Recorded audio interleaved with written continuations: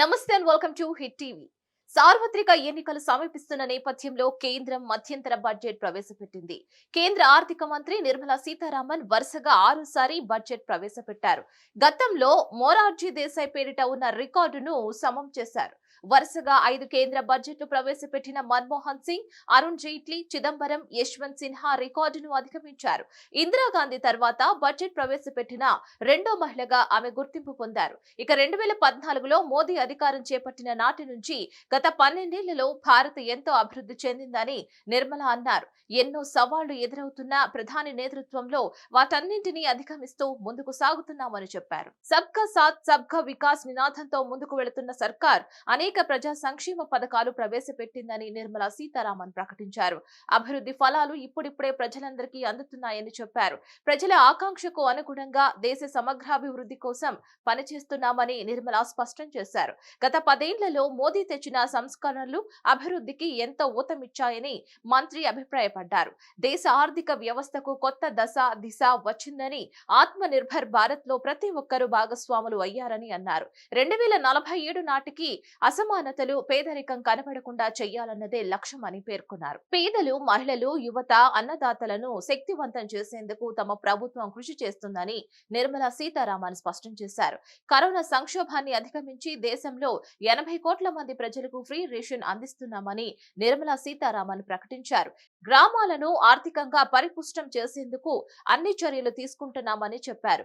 25 లక్షల కుటుంబాలను పేదరికం నుంచి బయటపడేయడంతో పాటు జన్ ధన్ ఖాతాల ద్వారా పేదలకు 34 లక్షల కోట్ల ఆర్థిక సాయం అందజేసినట్లు చెప్పారు.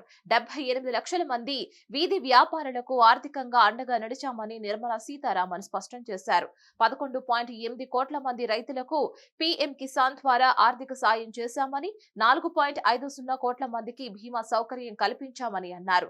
స్కిల్ ఇండియా మిషన్ తో 1.40 కోట్ల మంది యువతకు శిక్షణ ఇచ్చామని, కుల మత ఆర్థిక భేదాలు లేకుండా అన్ని వర్గాలకు సమాన అవకాశాలు కల్పిస్తున్నామని కేంద్ర మంత్రి నిర్మలా సీతారామన్ తెలిపారు. కరెంటు కష్టాలు లేని దేశ నిర్మాణానికి ప్రభుత్వం కట్టుబడి ఉందని కేంద్ర మంత్రి నిర్మలా సీతారామన్ వెల్లడించారు.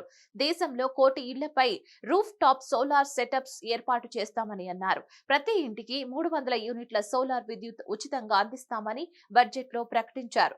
దీంతో ప్రతి కుటుంబానికి ఏటా 15 నుంచి 18 వేలు ఆదా అవుతుందని అన్నారు. వినియోగం పోగా మిగిలిన విద్యుత్ పంపిణీ సంస్థలకు విక్రయించవచ్చునని తెలిపారు. తమ 10 ఏళ్ల పాలనతో మహిళల సాధికారత వృద్ధి నమోదు చేసిందని అన్నారు ఆర్థిక మంత్రి నిర్మలా సీతారామన్. ఉన్నత విద్య అభ్యసిస్తున్న మహిళల సంఖ్య 10 ఏళ్లలో 28% పెరిగిందని అన్నారు. ట్రిపుల్ తలాక్ రద్దు సహా లోక్సభ అసెంబ్లీలలో మహిళలకు రిజర్వేషన్ కల్పించామని అన్నారు. పీఎం ఆవాస్ యోజన కింద గ్రామీణ ప్రాంతాల్లోని 70% ఇళ్లు మహిళలకే ఇచ్చామని తెలిపారు. మరిన్ని అప్డేట్స్ కోసం please like, share and subscribe to hit TV.